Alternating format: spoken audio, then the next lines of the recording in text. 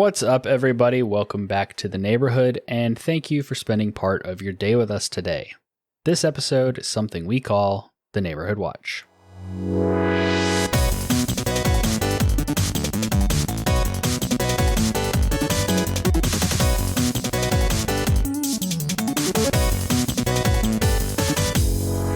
Welcome to the podcast where two longtime friends and sometimes a guest talk about their favorite games from the perspective of an average player. My name is Andrew Kimball. And I'm Dylan Wren, and we are your friendly neighborhood gamers.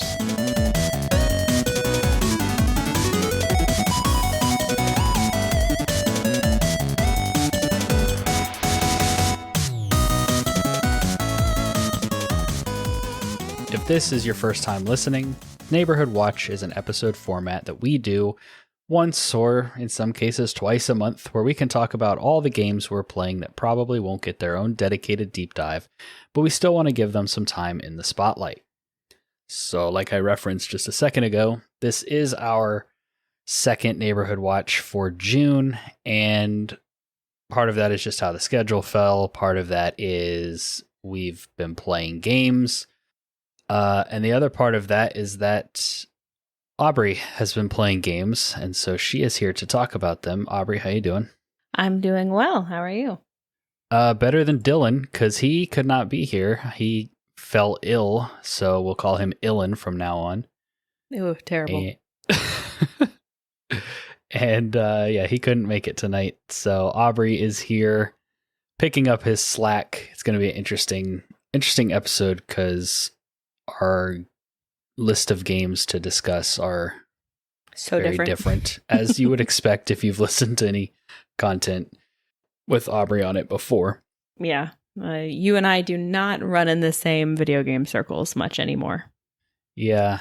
I mean, we do have some overlap with Gotham Knights and Back 4 Blood and stuff like that. I feel like if you had a PS5, I feel like you could get into quite a few of the exclusives that they have, and then we'd have some overlap. I feel like you would like the Spider-Man games and the God of War games and the Horizon games, potentially. Yeah, I enjoy more like story-driven games, kind of like God of War or Spider-Man or along those lines. But for some reason, beyond just not having a powerful enough PlayStation to comfortably play them, like I played Assassin's Creed 2. And I started Origins, but something about those like really big open world sprawly map kind of stuff, even the more narratively based ones, there's got to be some sort of secret sauce that makes it grab me. And so far, Mass Effect Andromeda is really the only one in that sort of genre that has successfully done that in a long time. Yeah, I know you like the Tomb Raider games for their kind of like hub and spoke design, and the newer God of Wars are very similarly structured, where you have like open areas and secrets to find and stuff, but it's not just like a straight up open world. Yeah, and I think the impression that I get from those games kind of like puts me off more so than the reality. Because like I was really enjoying Origins until the game like opened up and then was like, oh, look at all those random markers on that big old map, and it's just like me and my horse I just got. Like, yeah, but you can just follow like the main quest markers in those games, and you just get the narrative if you want. But yeah, that's definitely the difference between me and you. I'm like, yes, look at all those icons to go check off. It's such a silly thing to have a problem with too, to be like, oh no, there's too much to do in this game. Like, I mean, if it's not quality though, if it's just like quantity, then yeah, it can be a complaint. Yeah, so I tend to stick to smaller indie experiences rather than like big 80-100 hour games. Yes, which we will get into in just a little bit. Before we dive into the games we've been playing, I had a question prepared, and I was going to have to give Dylan the like special instructions that he couldn't mention Elden Ring's expansion because it's like literally right around the corner. I think it'll be out by the time this episode comes out. And the spirit of this question was also more so in like, we're kind of wrapping up or coming to the end of like a big week/long weekend of video game conferences and streams, and Xbox had their big showcase. And so it got me thinking, like, what is currently the game you're looking forward to most this year? Kind of like most anticipated game that's on the horizon. Do you have one? I kind of do, actually. So longtime fans of the show who maybe pay attention when I talk on appearances will know that I'm a big fan of the game Spiritfarer. And that was put out by a studio called Thunder Lotus, who I'm on their like newsletter. So I've been getting multiple updates about their latest game that they're putting together called 33 Immortals. And it's like a cooperative roguelike. So they've done a closed alpha and a closed beta.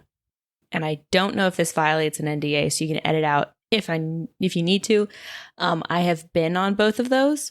I have nothing to report, though, because I don't know if that violates an NDA. That's on you. So this is staying in unless you tell me otherwise. Well, so I signed an NDA for the alpha, but I literally couldn't get past like the loading screen. So I actually know nothing about the game. There's nothing to like spoil. It just won't run on my computer. And that happened in the alpha and in the beta. So, I did my playtester due diligence and sent in, the complaints and the logs and all the info I could about that. And so, I don't know. It seems like a really neat concept. I don't play roguelikes too often, but I did really enjoy Hades, especially with the handheldy of the God mode. Yeah. And then 33 Immortals is sort of like a combination. I don't think it's like truly battle royale, but it is like a multiplayer roguelike. So you get like queued up in these groups and you're going through this stuff together. Groups of 33, which is crazy. Yeah, it's pretty big. So it's a pretty ambitious idea. I'm intrigued by it. And again, I really loved Spiritfarer. And I like what I've seen of the art and stuff in general so far. I think it's more of like a Judeo-Christian take on like marching your way through hell versus a like Greek take on the underworld, but you are very much fighting your way through some sort of concept of hell. So it's possibly quite derivative of games I've enjoyed before. So we'll see how it all shakes out when it finally comes out to the full release. And that's this year? I don't know if it's this year. If it is this year, it's going to be very late this year, but I want to say they haven't released like an anticipated release date yet. Yeah, I was going to say, I didn't think it had like a for sure date. I wasn't sure if they said like, coming winter 2024 or something like that, but I haven't really kept up with that game too much. No, and I don't have my phone on me, or I check my emails to see if they've announced anything, but it's very much still in like playtesting and bug working out kind of phase. So that I guess will take however long it needs to take. But yeah, I'm cautiously optimistic that might be something I enjoy. When I have done the beta, it was on my computer. And I think much like my initial playthrough of Spiritfarer and Hades, I'll probably pick it up on Switch when it comes out on that and play it on that rather than my PC. But right. Yeah, that makes more sense for a game like that, and assuming that the Switch can handle what they're trying to do with like the 33 players. That is very true. That could be a limitation of the Switch and its hardware. So for me, this question, there's actually a lot of games around the corner now. Like we have some games coming out really soon, like in July. Mm-hmm. There's Flintlock, The Siege of Dawn, and then couple other games coming to Game Pass that are in like that action genre that appeals to me. But later on, like towards a holiday, there is Star Wars Outlaws, which I'm cautiously optimistic about. We just got gameplay for the new Dragon Age, and it actually looks like it could be pretty fun. We just saw like one little slice of it, and I honestly wouldn't be surprised if it ends up getting pushed because they haven't put a specific date on it yet. They've just said like late 2024 or whatever. But what they showed looked it looked a lot better than what I was expecting based on just like the development of that game. It feels like they may have rebooted it at some point in development. They renamed it for one thing. It was Dragon Age Dreadwolf, and now it's, see if I can remember without looking it up, Dragon Age I can't. It's like Veil. No clue. Vanguard? Veilguard? Veilguard. I want to say guards in it. Age. Yeah, Veilguard. Dragon Age The Veilguard. The Veilguard. Ooh, I mean, you hope that the like we're giving it more time speaks to like the Nintendo philosophy of the game will be ready when it's ready and we're going to put out a complete project. But that is not BioWare's history at all. Yeah, it's not EA's history. Yeah, that too. That combo is so like speaking as probably Mass Effect Andromeda's most vocal fan. I love that game, but for reasons it did not earn, you know, like you play that game and you can see where like development changed tracks and when they abandoned stuff and when like they had all these ideas and it didn't happen. And so I'm hopeful that that's not what is going to happen with Dragon Age. They seem to be a lot more conservative with what they're like throwing out there in terms of what the game can do. Because like Andromeda was like, yeah, it's going to be constantly updated and procedurally generated. Like they had all this stuff that they claimed it was going to be able to do that they could never deliver on. So hopefully they've scaled back what they're trying to do. But yeah, well, after Andromeda and Anthem, they've been treating this one very they've been keeping their cards close to their chest, and so this is like the first big thing we've seen from it, and it looks cool. There was, I think I remember hearing about this now, that they came out and said, hey, we had plans for Dragon Age to be a much more of a like living game, and you know, with multiplayer, basically like, you know, Suicide Squad and all those other trash games that have been coming out. Oof. But they heard the feedback, I guess, early enough in development that they basically scrapped that entire idea and started over with this more traditional single player game. So I think whenever that happened, it was probably like, all right, back to the drawing board. And so that's why it's probably why it's taken so long for us to actually see the game. And honestly, I'm so pleased with them if that's what they've done. Like I so hope. Because like you need those people that will push the envelope and will try new things and will like introduce interesting concepts and stuff in terms of like how you interact with the game and the world as a whole. But there is another part that's just a fan of things. Like I would hate if they tried to do that with Tomb Raider. Not that it would work great with Tomb Raider, but like with an established IP like that, it's like, just give me another entry, please. Well, they are. I think they're doing like a new series, like a reboot kind of thing with Tomb Raider, but it's getting an anime on, I want to say Amazon Prime. It sounds about right, but it could be Netflix. But she's voiced by Haley Atwell, which is neat. It's not technically an anime, but it looks an awful lot like anime. The game that I'm probably most excited about, and if you were to have asked me earlier in the year, if that was the case, I would have said no, is the new Assassin's Creed game. It's Assassin's Creed Shadows, and they're going to Japan finally, and you get two protagonists. One is like the big heavy bruiser samurai, and the other one is like the sneaky shinobi ninja. It's made by the same developers, like the same studio that did Assassin's Creed Syndicate and Odyssey, both of which were really excellent as far as gameplay, both of which had stories that I thought were kind of meh. But yeah, the initial announcement, I was like, okay, cool, Assassin's Creed, they're finally going to Japan. I'll play it, you know, kind of attitude. But then I watched the the gameplay that they released last week, showing off the two different sides, and it seems like they're sticking pretty true to like the Assassin's Creed RPG formula, but it looks like they're peppering in like enough new ideas and gameplay mechanics, like just in some of the things I saw with the combat. When you're fighting as the samurai, you just kind of beat the crap out of thugs and they have like armor meters and stuff. And then when you fight like another samurai, he like put the club away and he drew his katana, and it was much more of like a duel kind of mechanic, and like trying to parry and seize your window to like kind of more counterattack. kendo, like get your one hit in that actually means something. Yeah, like an actual kind of samurai sword fight would be. So that looked interesting. And then the assassin part, again, looked like the same foundation, but I could tell they had put more work into like the animation. Like when she was crawling through the grass, she actually was like crawling through the grass. And so it seemed a little bit more believable than just being like crouched or whatever.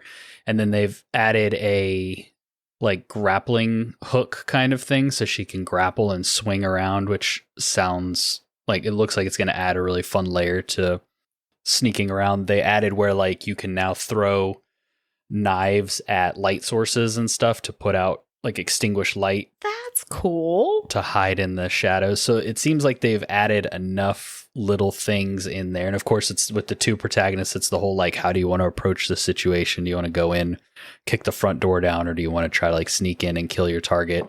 So it just... Always with the door kicking. Always. Like Ubisoft and their business practices aside, because like the deluxe edition or whatever pre-order for this game is like $150 or something. Ooh. But the game, it looks like the people making the game actually care about it, and that's what I'm excited about, because the smaller Assassin's Creed Mirage that we got last year that was supposed to be like back to the basics just felt so heartless to me, and so just like formulaic. Like just it felt made by a committee, like, you know, by the corporation. And so seeing what looks like some actual love and care being put into this one, and knowing the studio it came from, and then seeing the game in action, I'm actually pretty excited to play it at this point. Whereas before it was like, yeah, I still like Assassin's Creed, I'm going to play it eventually, but now it's kind of like, I'm probably going to buy it at launch and dive in, you know. It looks exciting. So that's good to hear. That's probably my top one currently. There are some other, like I mentioned, a few other titles. There's a game called Black Myth Wukong that's coming out that I'm really excited to get my hands on. But it surprises me how much Assassin's Creed has kind of like taken over my mind share and worked its way up my list of anticipated games. So it's just like settled its way into your brain. Exactly. Don't forget about me. Nice. Cool. That's cool to hear. Well, you ready to dive into our main topic? Sure. All right, let's go ahead and jump into our main topic for this episode.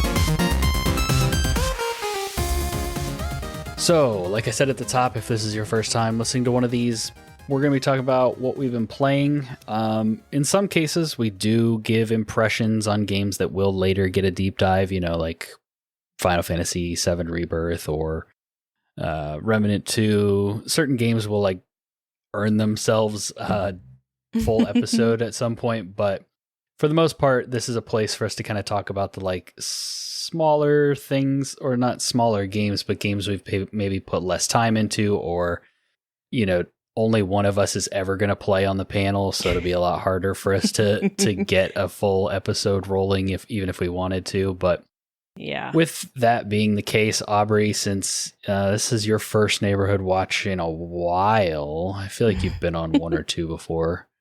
Probably in the early days. How many episodes have we all put out now? Like, you've passed the 50 mark, right? We passed the 100 mark. I thought you had. I didn't want to like overshoot. Why don't you kick us off? All right. Well, I got Game Pass back again. Been trying to like, if I'm not using the subscription, canceling the subscription and resubscribing, which takes a decent amount of like mental work. Right. So that being said, I got Game Pass back in order to play Hellblade: Senua's Saga.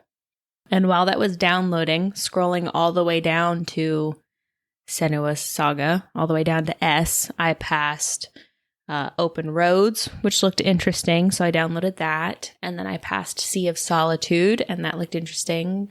And And then I already had that downloaded. And then I got Senua's Saga. And then farther down, I saw that Venba was out and on Game Pass. So I downloaded that because I'd been interested in that for a little while and just hadn't gotten around to it. So those were all much smaller experiences. And so they finished downloading before Hellblade did. So while I was waiting for Hellblade to download, I went ahead and opened up Sea of Solitude. So that is one, as Caleb has so perfectly described, one of those effervescent and vaguely about depression type games. Yeah, I know the ones. So you start with your protagonist, whose name escapes me because I played this game in like 6 hours. So let me pull up the wiki really quick so I played all of these in one afternoon. Wow. So they're all small experiences. I guess, like, I expect that from Venba. Open Roads, I kind of assumed would be more of the, like, between 5 to 10 hour length, and then Sea of Solitude I really had no concept of. I've watched the trailer, and so you could have told me any amount of time for that one, and I probably would have been like, yeah, okay. I'm not surprised. Unless you would have said, like, 30 hours. I would have been like, really? Wow, that's crazy. Yeah, so you play as Kay, which it has a really cool like art design and style to it.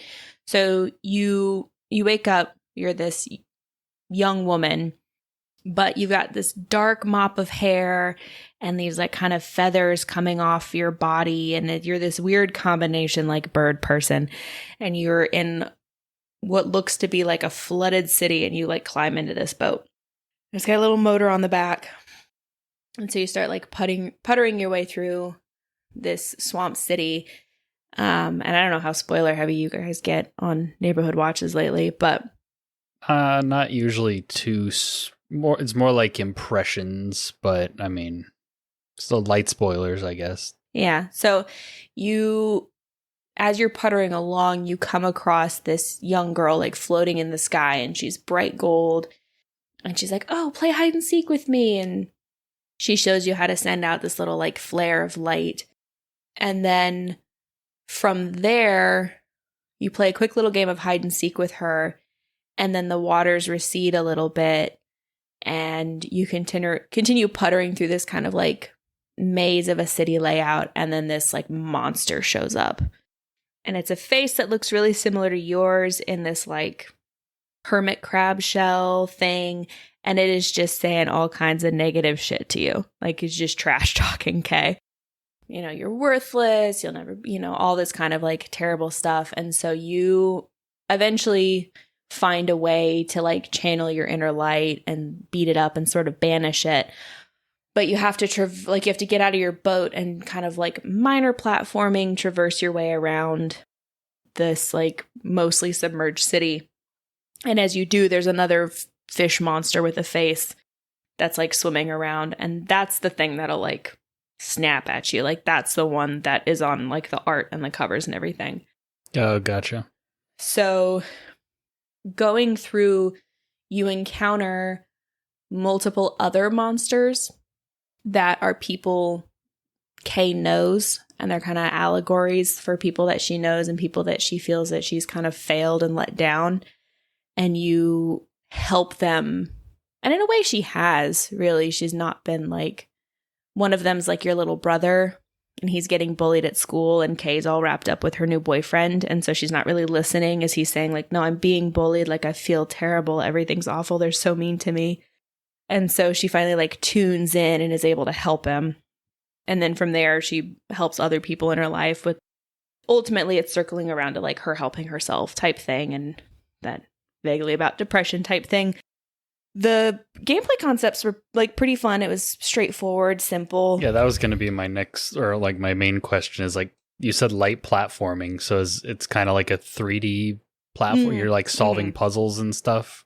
Yeah. So and there are more puzzles to like open up certain areas. So it's more like find the thing, hit the button, not like really clever type puzzles. It's a selling point. It's puzzles, but not clever ones. It's accessible is what we're going to call it. There you go. Gotcha. very much more like narrative driven than like Yeah. heavy gameplay driven. Really neat art style, really neat art concepts. The water physics were quite good. I never really got hung up on anything. You do have to do some like timed jumping, and there are times where you have to swim through the water that the monster is in, but it's got paths that it'll travel on, but as soon as you hit the water, it starts coming straight for you. So you got a time when you hit the water to like cross onto another platform before it comes and gets you. But yeah, it's a very cathartic game, I imagine, if you are the child of not a like disastrously broken home, but a broken home, a child of divorce where you felt like you were the one who had to like keep things together. In terms of processing that. I think it would be hopefully a cathartic experience for that sort of a concept. Kind of, I don't know if the game was, made by somebody working their way through that, or made by people working their way through that, or if they, so many kids of our generation are kids of divorce. So I'm sure it's not a singular experience much these days anymore, but really neat art, a nice, pleasant like soundtrack. I didn't notice the soundtrack much in either a positive or a negative way, but I want to say it didn't probably take me more than 5 hours to get through, if that. Well, you saved me 5 hours because now I know it's not really something that I care to play, but I'm glad you enjoyed it. Yeah. Nice. Well, we'll kind of go back and forth a little bit here, I guess. Mm-hmm. I have mostly been playing Lords of the Fallen. It just came to Game Pass. Dylan and I think have mentioned on the show that it was coming, and Dylan thought when they announced it that I must have bought it on sale because every time I buy a game, it's like on Game Pass within a week or two, or on PlayStation Plus within a week or two. Oh, no. So I'd been like, I've had it in my wish list for a long time, and the reason I hadn't pulled the trigger was because it has like some technical issues, and I was like waiting for them to patch it to a point and waiting for the right like price. And it had just come to PlayStation on sale for a pretty good price, and I was like, man, I remember telling Abby like, there's this game I want, but I already have other games I'm playing, so I don't really need to buy it. And so I ended up not buying it. And then like a week later, Dylan texted me. I was like, they're finally putting Lords of the Fallen on Game Pass. And I was like, yes, for once. I didn't. I held out. Yeah. So Lords of the Fallen is like, the best way to explain it to you is it's like a Dark Souls game. It's a Souls-like, where I guess they're essentially like the lore I think I've put together so far is there's like a evil god and like a better god that, or at least, it's the people that are all holy are saying that the one god is the good one. And then the people that are, not are saying, well, actually he's actually bad too. And we need to let the god that brings chaos into the world win. And so basically the chaos god, the bad god is trying to gather his strength and return to the world. And so there's like these 4 pillars of light, all protected by like these big bad bosses. And so you're traveling the world, going to those areas and beating the big bad bosses. And the thing that was like special and unique about this game is that it's an Unreal Engine 5 game. So it's like the new Unreal Engine, and what they're using it for, it looks really good. The environments look really good. I think the character models look okay, but you have a lamp and you can hold up the lamp and see into like another version of the world. It's like this dark kind of gothic, like messed up version of the world. And then you can like press a button while you're holding up your lamp and you will enter that world, and it all happens seamlessly. So essentially like both worlds have to be loaded in at all times. And so they're using like the power of the Unreal Engine 5 to be able to do that seamlessly. And it's a pretty cool mechanic. It's like, oh man, I don't know where I'm supposed to go. I can't cross this like chasm. And you like hold up your lamp, and then there's like a bridge in that world. And so you can cross in that world. But in the dark world, there are more enemies. However, you get more currency for defeating them. So it's like if you're in there, it's more dangerous, but you can get more currency to level up. But if you're in there for, I think it's like 3 minutes or 4 minutes, the game sends these enemies at you that basically will just one-shot you. So you're kind of on like a timer. Reward. Yeah. You have to, there's points within the world where you can exit. Like, you can't just do it with your lamp. So you're kind of like seeing how much you can do. And then when you get to one of those exit points, you're like, do I think I can make it to the next one, or do I want to exit here? I pretty much always exit when I can. Mm-hmm. But it's been really cool. There's still technical issues, like the game will hitch every now and then. But it hasn't been anything that's like caused me to have cheap deaths or really affected the game. It's just like sometimes you'll be running and like the game will hitch for a second. And I think it gets worse if you like leave it in the like Xbox suspended mode or whatever. And so like quitting out of the game every time and coming back in seems to be helping with the technical issues. But yeah, I've been having a good time with it. Probably not going to do like a full episode on it, but I might do like a YouTube video at some point for it. But it's one of those games, like, for a while, the Souls-like genre, the people trying to imitate FromSoft, were like miles behind. And now it's starting to feel like we're getting some, like with Liza P and with this game and like Mortal Shell, there have been some Souls-like games that it's like, oh no, this is actually like pretty good and has some interesting mechanics that even FromSoft could learn from. Like, they're starting to come for FromSoft. It's not just them able to make the Souls-likes.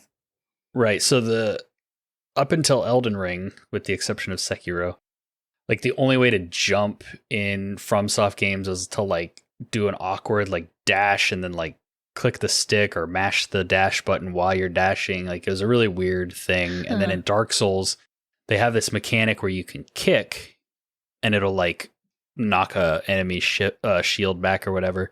But just the buttons that they use to do it is awkward, and like you'll accidentally kick sometimes when you don't mean to. And so sprint is always by holding B. And so like Lords of the Fallen put sprint on the left stick, where like basically every other game has it.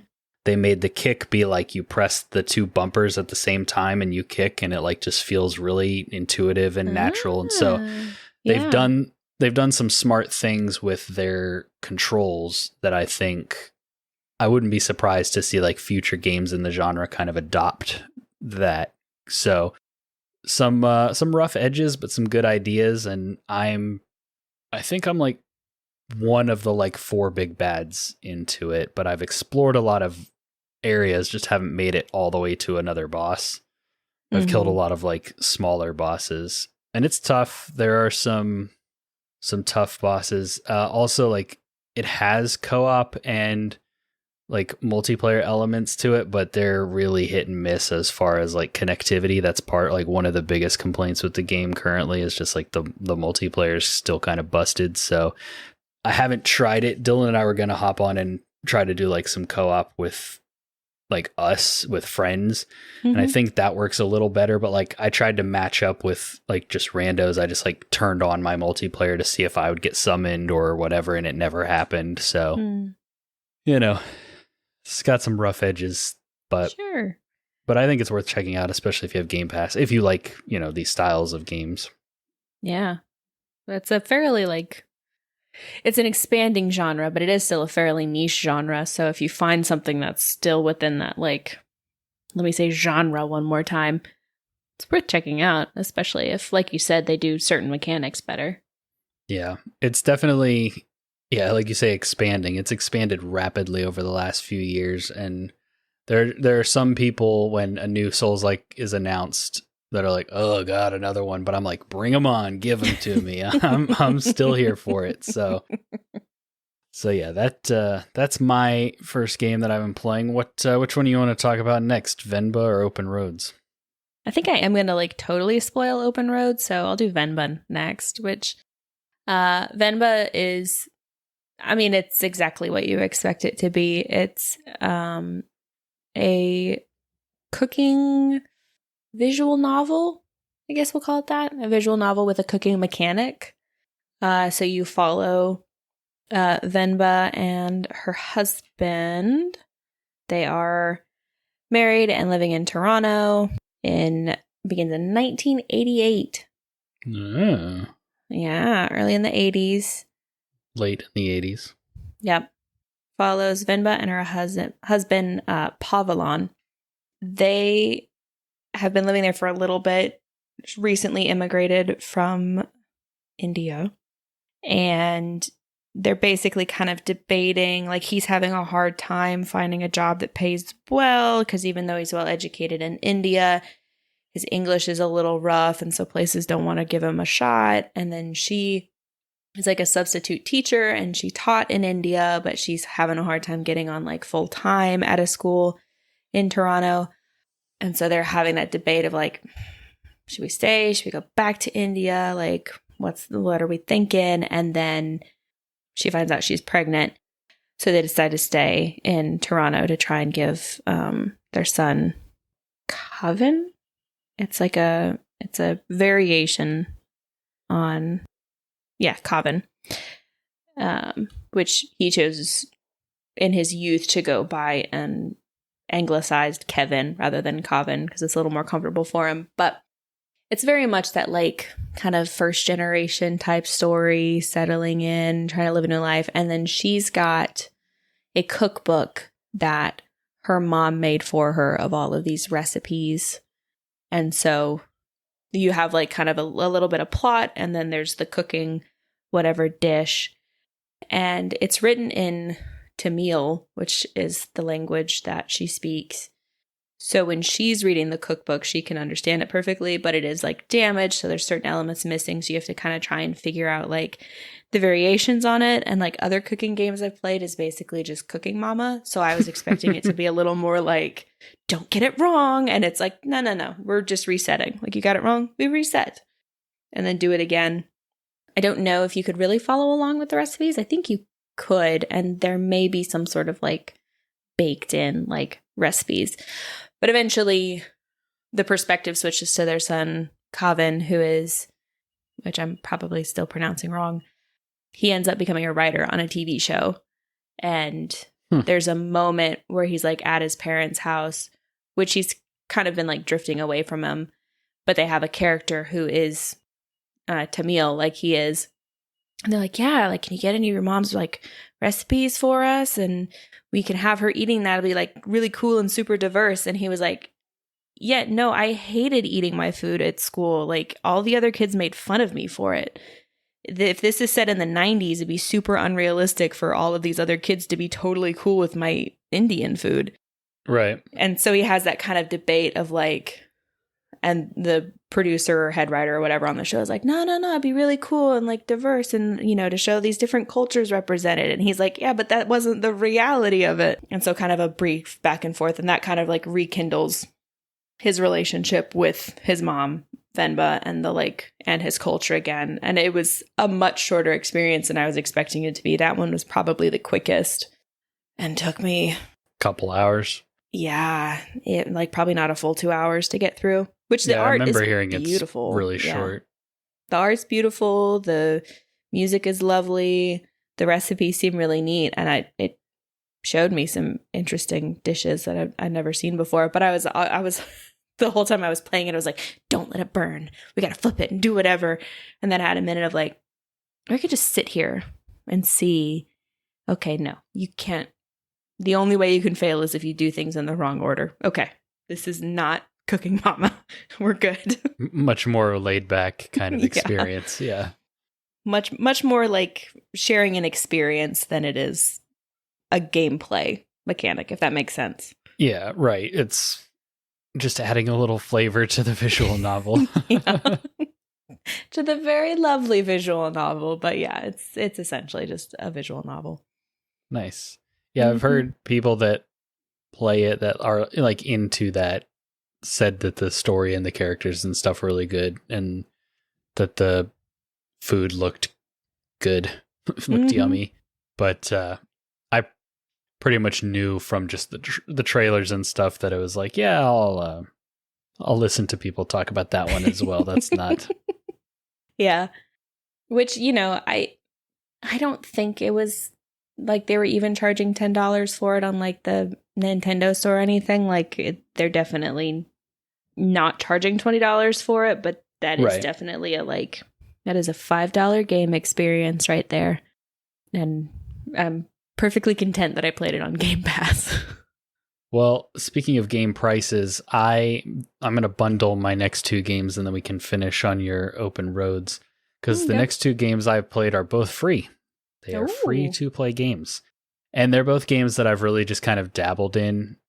One of them being XDefiant, which is a new kind of class-based first-person shooter from Ubisoft, where you play as factions from their other games. So like you play as some of the factions from Far Cry 6, from The Division 2, from Watch Dogs. And so you're like each of those factions, like the Far Cry uses like Molotovs and like napalm, and then the like Splinter Cell faction uses like stealth and like sonar to like see through walls to see the enemies. Like they all have their own unique kind of a special abilities, and I like it. I don't, I'm just too old at this point to be really good at these first person shooter games. And so like if I play a few matches and I'm like doing okay, I'm like, yeah, it's a good game, and I'm having fun with it. And then I get into a lobby with like good people and I just like die over and over, and I'm like, yeah, this experience sucks. And it's kind of annoying because I want to like it. Like I want to play it more, but like after a round or two of just getting defeated, mollywopped, I'm like, yeah, I would rather spend my gaming time doing something else. So it's one, Phil from the Wait For It podcast reached out one night and asked if I could like party up with them, and it just schedules didn't work out. But I would like to play it with a group and, see how that experience goes, because that could be a little more fun, but that's just not something that I do consistently. So that is not going to be my main experience with the game, but I haven't uninstalled it yet. It's one that I do. I mean, probably when the new Call of Duty comes out, I'll install it because that game's coming to Game Pass. So it's like, I could just play that. But yeah, I mentioned interest in gaming at a newer place I've been working, and one of my coworkers was like, oh, my husband's a big gamer. Like they're he plays Call of Duty all evening while she reads her book type couple.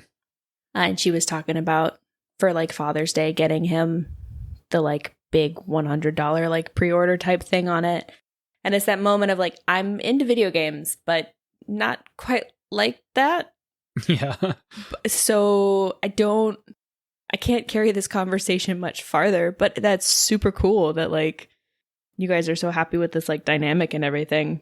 But yeah, first person shooters left me behind a long time ago. I can't imagine trying to hop into a Call of Duty now. It's one thing to play like through a Doom campaign or like Wolfenstein or even the Call of Duty campaigns, because like you can dial the difficulty down if you need to or whatever, and you're playing against the game. But it's when you're playing against other players who have like optimized their build and they've grinded for all the attachments and stuff already, and they know like it's just their thing. It's like they play this game the way that I play Marvel Snap or whatever, so they're like super familiar with it. And I'm like, hey, I've played like 4 rounds so far. Can we chill out? I'm trying to figure this out. I've been turned into a cow. Can Yeah. I go home? Yeah, for sure. On the flip side of that, I have also played a little bit of Multiversus, which is the hilarious Warner Brothers version of Super Smash Brothers. Was that out in like beta a while ago and just recently got the full release? So yeah, they did like a big beta period, and I got the season 1 season pass for free because I played literally 1 match of the beta and was like, yeah, I'm not going to play any more of this. But when I heard it was coming to 1.0, I was like, well, let me just download it, check it out. And so it's fun. It's got some weird, like, I don't know if it's like latency jank or whatever that's kind of annoying, but like the gameplay itself is pretty fun. There's like PvE stuff to do, and then there's the like battle, like 2v2 matches or 1v1 matches against other people. And it's similar to like Fortnite in that like free to play where you have a battle pass, you're getting currency and stuff, and you use the currency to unlock new cosmetic stuff, buy new characters, whatever. And then, of course, they have like a cash store where you can pay real money for things. And the first few nights I played it, I must have been getting matched up with like literal children because I was just destroying every single person that I was matching with. But then the last time I played it, I think this last weekend, to be fair, I think I like booted it up after coming in from the pool or something. So like an afternoon of drinking and I was tired. I like sat down to play a few matches and I just got like destroyed. Sunbaked and marinated in beer. Yeah. So I think that's like the last time I've played it, but it's fun enough and it's also like innocent enough that it's one that I can just put on at any time, like if the girls are up or whatever. Yeah. But it's super like, I assume that they're trying to appeal to my generation, the like adult Smash Brothers fans.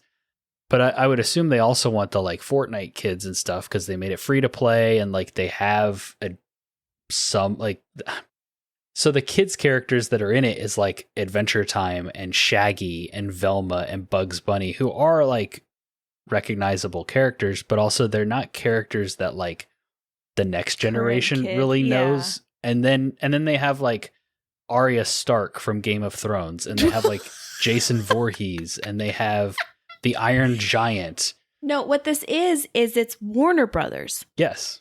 These are just all characters that Warner Brothers has, so they're throwing them all in there. Yes, that's exactly what they're doing, but it's just such a weird roster.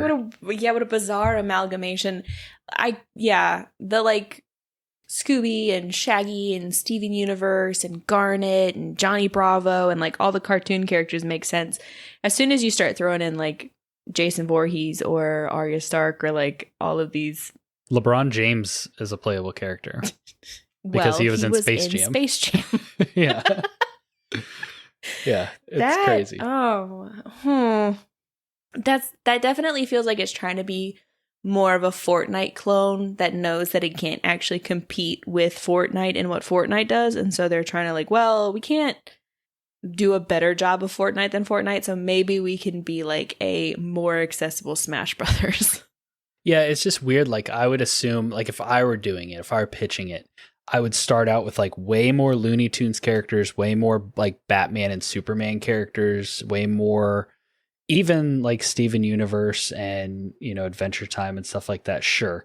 I would like, that would be the core of the game at first. Mm-hmm. Heavily leaning into DC because like that's probably the most recognizable, especially by kids. Yeah. And then from there, as the game like grew and found its player base and whatever, then start throwing these weirdo characters like Arya Stark. But like to start for their starting roster to just be this, because there's only Bugs Bunny, I think is like the only Looney Tunes character. The thing you got to know about Warner Brothers though is they have no idea what to do with the incredible roster of characters, beloved characters that they have at their fingertips. They had a Wile E. Coyote movie ready to go. John Cena's in it. It's gonna be great. Wile E. Coyote's suing Acme. And what do? Throw it away. The Batgirl movie, sure, you guys have been doing terrible with superheroes, but like, and maybe Space Jam did bad enough that they were like, all right, we're stopping this whole like Looney Tunes characters interacting with the live world. But like, I couldn't finish the new Space Jam, mostly because of LeBron's acting, but like literally, like Warner Brothers, they'll like sell off IPs, they'll can stuff, like they'll throw stuff like in the vault, they'll pull it off HBO. Like the fact that they've done like HBO.com, HBO Now, HBO Max, like the rebrand, like Warner Brothers, whatever sensible thing you think they're going to do with their IP, they're going to do something so far out in left field that it's not even the opposite of a good idea. It's an idea so bizarre you couldn't have thought of it yourself. So I'm not at all surprised that Multiversus is just a bizarre hodgepodge of. Well, the last thing I'll say is that with other than some of the like, it's almost like hitching, like I was talking about in Lords of the Fallen. It's like sometimes the game will just like hitch, which in a multiplayer game is a problem. But like other than the performance stuff like that, I think the gameplay is pretty solid. Like there's no items, but like characters have their own kind of different abilities and stuff that can add some chaos, and like they're broken down into like some like different kind of archetypes. I've been playing a lot of Wonder Woman. She feels really balanced and like good for newcomers. Good to know. But I'll never play this game. I think the gameplay is like pretty solid. But yeah, it's just a weird game, and I don't know how long I'll play it because like we have a bunch of legit games and a lot of stuff coming to Game Pass that I can play for free, for air quotes free, coming right around the corner. So like I could easily see it falling to the wayside, but I didn't have a bad time the time I spent with it. It's just such a weird kind of enigma in the gaming landscape. If you don't have a Nintendo machine and or access to a Smash Brothers, but you do have an Xbox, play this game. Yeah, there's this one, and then with your kids. There's the Nickelodeon one that at least when Dylan and I played it when it first came out was just terrible. I thought they were the same game, honestly. I thought you were about to be like, yeah, there's like Shaggy and then SpongeBob, and like it's weird that Nickelodeon and WB are getting along, but okay. Nope. 2 separate games. 2 separate, like weird kind of off the wall Smash clones. But why don't you bring us home? You said that you're going to spoil Open Roads, so consider this your spoiler warning, and I'll put timestamps in the podcast description if you want to skip past this part of the conversation. Yeah, so Open Roads. Is this the one that has like the kind of almost comic booky art style? Yeah. So it looked cool, kind of, like visually. Yeah, like a hand-drawn sketch sort of. It's set in the 90s in a fun little bit of emotional whiplash. It opens with you cleaning out your childhood bedroom, which you're still a teenager, like you're just like 17 or something. I think you've got like one more year of high school, but you're cleaning out your bedroom because you and your mom have been living with your grandma, taking care of her, and your grandma recently passed away. And so you're emptying out the house, and you can't afford to keep the house because your mom works at a failing like stage theater. Classic. And yeah, and you've got an aunt who is like totally willing to put you up, but your mom and her like don't get along super well. So your mom is really hesitant to take her help, and so there's this kind of like insecurity. Where are we going to live? What's going on? And you, through the process of cleaning out the house after this estate sale, it is like a 3D first person. You're walking around the house kind of a thing. Oh, first person. Interesting. Yeah. I kind of imagined it would play like a Telltale game, but maybe that was just like the art style that made me think that. Yeah. No, so like you walk around, and like your mom doesn't have a model when you're in like the walk around kind of a thing. Mm-hmm. And then you can click on things and interact it, and it'll pull up the like little sketch things in the like text box. And it's fully voice acted, which it had a couple of names I recognize, like Carrie Russell voiced, I want to say the mom? Yeah. Like go down in the basement and up in the attic. And then you find like in a crawl space, there's a trunk, and in the trunk is like a diary of your grandma's that, let's see, how do they put it? It's a postcard addressed to your grandma Helen by an unnamed man who implies that Helen had a romantic relationship after your granddad, Leo, passed away from a heart attack. So in the like digging through that, your mom brings up like, oh yeah, we had kind of a vacation home sort of out of the way. We went out there one more time after dad passed away, and then we never like went out there again. Your mom's divorced. So you're like texting your best friend and your dad, and you've like just bought this plane ticket to go out and see him with this money that you made programming a website. But your mom really doesn't like your dad, and it's this, kind of back and forth. Well, you decide to go out to the vacation home. And then while you're there, you find out that it seems that Helen had this relationship going on before Leo passed away. And so there's kind of like reckoning with those sorts of feelings. And then in the meantime, you can also find like how your aunt kind of dealt with the loss of their dad and the way that he coped. And then through a little like digging around and brief puzzle solving through this like derelict single wide that was their vacation home out in the country, they find the name of this mystery man. His name is Pierre, and he's got this whole plan for them to like, for her to pack up the girls and head up to Canada. And it's like, okay, well, that's kind of weird, but sure. And so Tess, that's who you are. Tess manages to convince your mom, Opal, like, hey, no, we have his address. We should go up there and like find out. Because there's also this heavy implication that he's actually the father of your mom and your aunt, not Leo. So then you do a little bit of puzzle solving and find out that he had bought like this houseboat. So you get all the way up to the houseboat and it's fully abandoned. And it looks like the beach that it was like docked on is shut down. And so you can figure out a way to get on there and you're poking around and digging and interacting and all this stuff. And then you find out that Pierre is Leo. He never died of a heart attack. He was working at some department store and some people approached him who were committing these like thefts of department stores. And he helped them with this robbery and got this like sum of money. And then felt really bad about it. And let me make sure. I don't think nobody died or anything. Yeah, so he was involved in this string of burglaries and felt really bad about it. And so he faked his death and ran up to Canada. And the plan was for Helen and the daughters to like meet him up in Canada and start this new life on a houseboat. And Helen was like, you know what? No. I don't want to do that. We're going to stay here in Michigan. Thanks, though. And then, like, Leo lives out the rest of his days as Pierre on this houseboat before, like, you never find him. You never find any evidence of, like, what happened to him. There's just a whole bunch of, like, empty liquor bottles on this boat.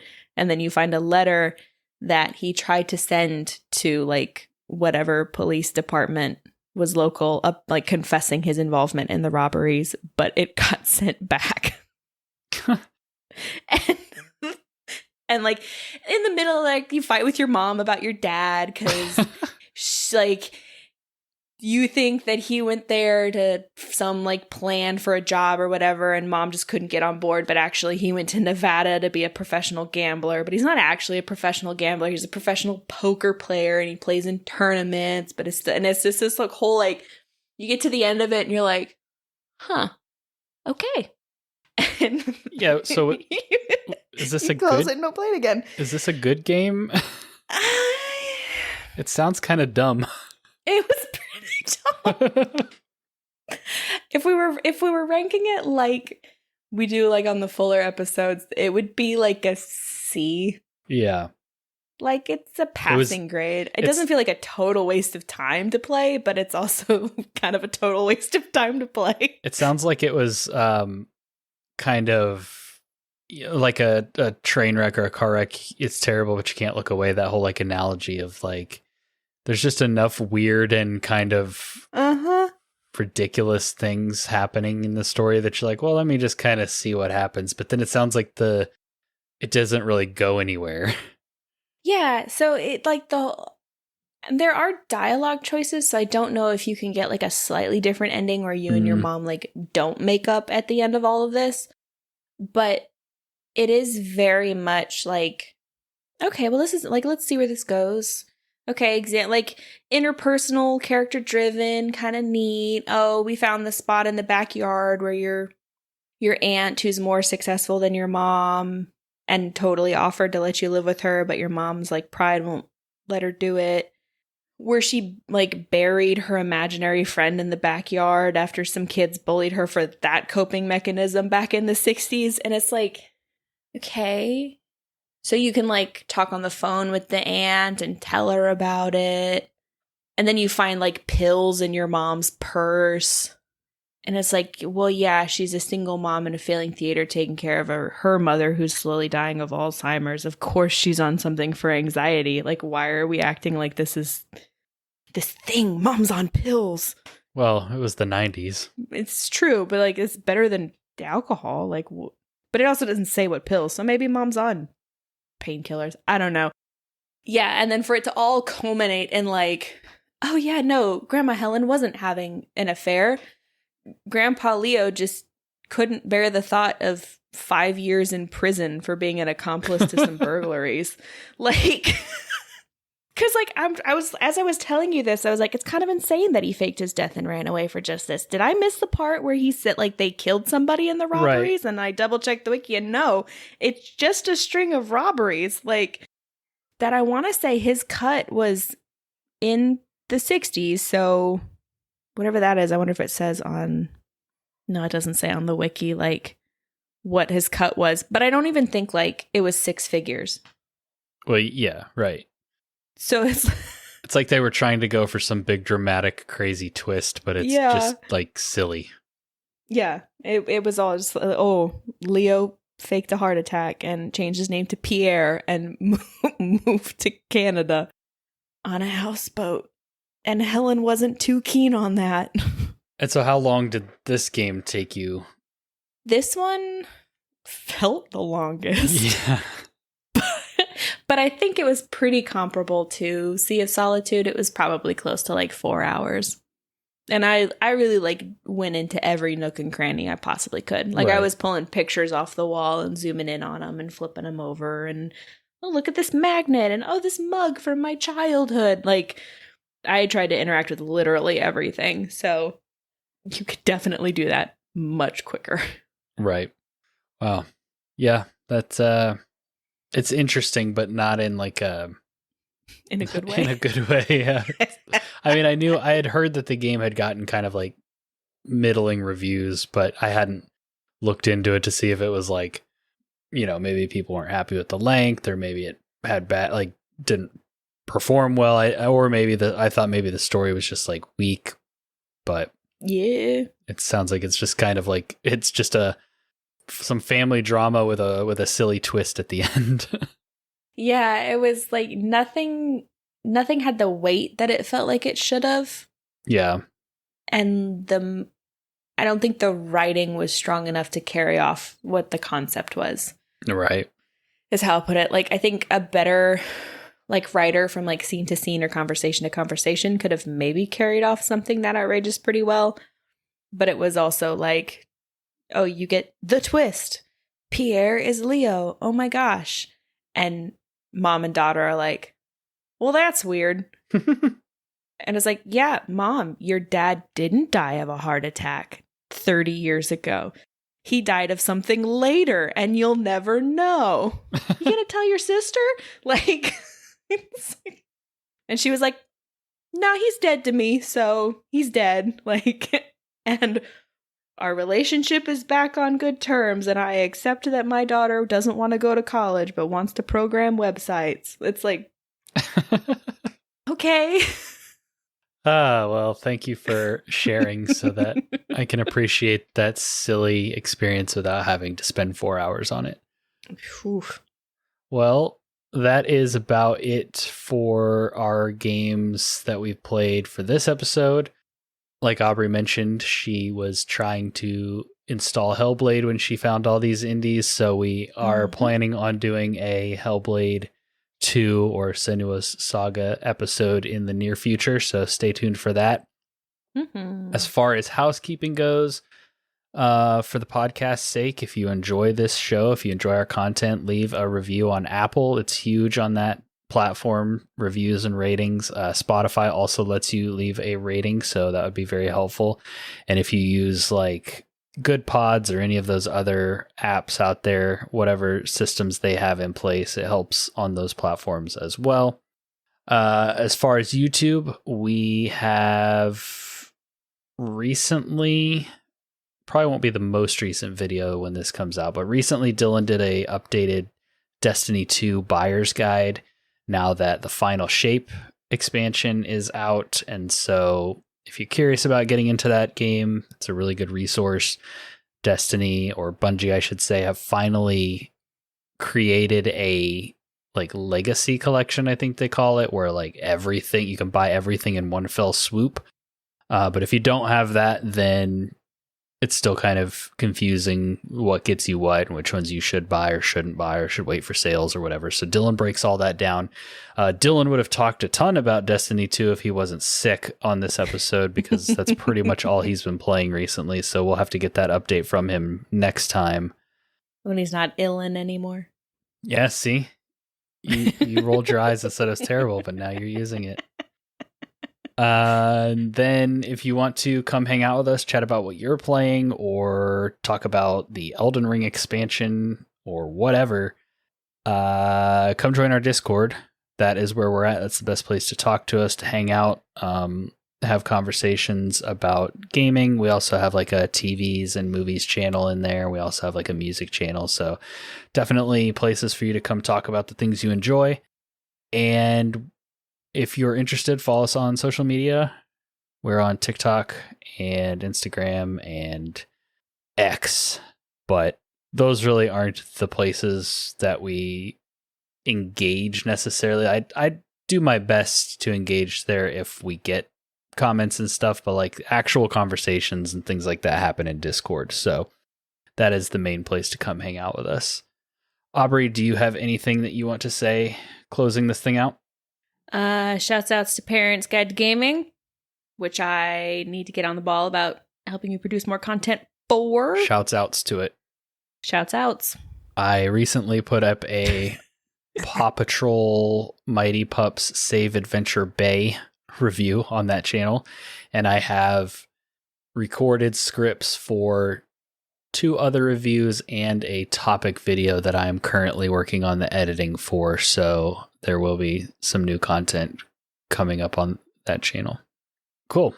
Well, that has been another episode, another edition of the Neighborhood Watch. Thank you all so much for listening, and we will catch you on the next episode. Stay friendly, gamers.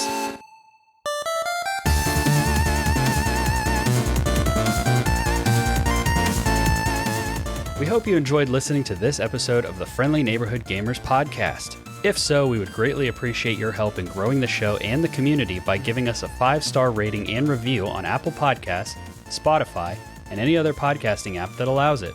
We also have some great videos on our YouTube channel, including reviews, rankings, and other topics. We would really appreciate you checking it out. And if you want to keep up with everything going on in the neighborhood, follow us on Instagram and Twitter, and feel free to jump in our Discord server. We hope to see you there. Links for everything are in the podcast description. Thanks again for listening, and remember, Stay friendly, gamers.